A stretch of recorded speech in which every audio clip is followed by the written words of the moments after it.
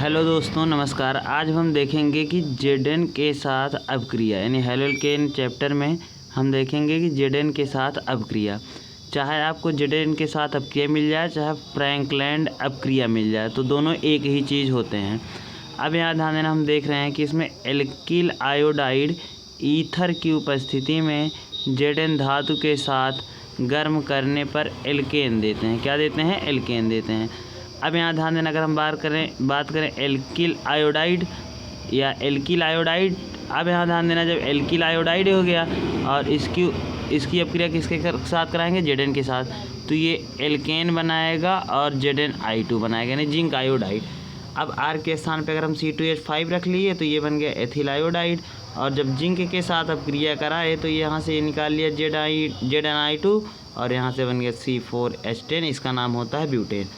अब यहाँ ध्यान देना, अगर हम बात करें इसकी, तो सबसे पहले हम क्या देखें कि जेडेन के साथ अपक्रिया, किसके साथ? जेडेन के साथ अपक्रिया।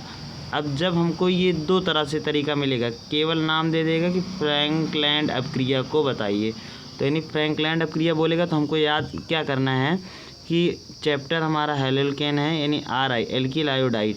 जब ये जेडेन के साथ अपक्रिया करेगा किसकी उपस्थिति में? शुष्क ईथर की उपस्थिति में। किसके? शुष्क ईथर की उपस्थिति में। अब यहाँ ध्यान देना, जब ये शुष्क ईथर की उपस्थिति में करेगा तो हमेशा ध्यान देना, चाहे जब जेडेन देखना तो ये हमेशा ये जेडेन I2 बनाएगा। क्यों? क्योंकि जेडेन की संयोजकता 2 होती है और I की संयोजकता 1 होती है। तो जेडेन की संयोजकता 2, I की संयोजकता 1, तो I की संयोजकता जेडेन के पास, जेडेन के पास की I पास, तो हमेशा ध्यान देना ये हमेशा जेडेन I2 बनाएगा। अब यहाँ ध्यान देना, जब ये जेडेन I2 बना दिया तो इधर हमारे पास कितने 2 हैं? I 2 हैं, तो अगर हमको 2 I चाहिए तो 2 यहाँ लगाना पड़ेगा। अब अगर हम 2 यहाँ लगा लिए तो एक जेडेन है, एक जेडेन है, 2 I है, तो 2 I यहाँ पे चला गया। अब यहाँ ध्यान देना, यहाँ से जेडेन चला गया, यहाँ से 2 I चला गया, 2 R बच गया, तो R और R बच गया, और ये फार्मूला होता है एल्केन का। किसका होता है? एल्केन का। अब यहाँ ध्यान देना, अगर R के स्थान पे हम मान लो CH3 रख रहे हैं, क्या रख रहे हैं? CH3। जब CH3 की अपक्रिया जेडेन के साथ कराएंगे शुष्क ईथर की उपस्थिति में, किसके उपस्थिति में? शुष्क ईथर की उपस्थिति में। तो अब यहाँ से हम जैसे जेडेन देखे तुरंत हमको याद आएगा जेडेन I2। क्या याद आएगा? Jayden I2। अब अगर हमको जेडेन I2 याद आया, अब यहाँ ध्यान, R के स्थान पे CH3 I है तो I रख लो। अब यहाँ ध्यान देना, जैसे जेडेन I2 याद आया, हमको 2 I चाहिए तो यहाँ पे 2 लगा लो, तो यहाँ से 2 I निकल गया और एक जेडेन निकल गया। तो अब कितना बचा? हमारे CH3 2 बचे हैं, तो CH3 और ये CH3, ये फार्मूला होता है 1 1 2, यानी इसको लिख सकते हैं C2H 3 दूनी 6, तो C2H6, और ये फार्मूला होता है एथेन का। किसका होता है? एथेन का। अब यहाँ ध्यान देना, अगर मान लो हम R के स्थान पे कुछ भी रख लो, C2H5 रख लो, क्या रख लो?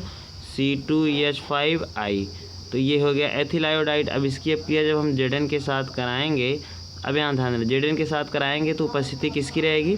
शुष्क ईथर की। किसकी रहेगी? शुष्क ईथर की। अब यहाँ से हम क्या जानते हैं? ध्यान देना, ये बनाएगा क्या? कंफर्म है जेडेन I2। क्या बनाएगा? Jayden I2। अब यहाँ से एक जेडेन चला गया, अब 2 I चाहिए, तो हमारे पास 1 I है, तो इसको 2 लाने के लिए यहाँ पे 2 लगा लिए। अब यहाँ ध्यान, जब ये 2 I चला गया, अब हमारे पास C2H5 कितने बचे? 2 बच गए हैं, तो हम इससे इसको लिख लेंगे C2H5 और C2H5। अब यहाँ से हम जानते हैं कि कितने 2 2 4 कार्बन हो गए और 5 5 10 हाइड्रोजन हो गए, तो C4H10, और ये फार्मूला होता है ब्यूटेन का। किसका होता है? ब्यूटेन का। तो ये मोस्ट इम्पॉर्टेंट अपक्रिया है, ये पेपर में फिक्स हैं आते हैं। तो वीडियो देखना, यदि पसंद आया तो चैनल को सब्सक्राइब करना, वीडियो को लाइक करना, और अगर आपको स्टार्टिंग से पढ़ना हो तब कमेंट में एक बार कमेंट ज़रूर करना। Thank you.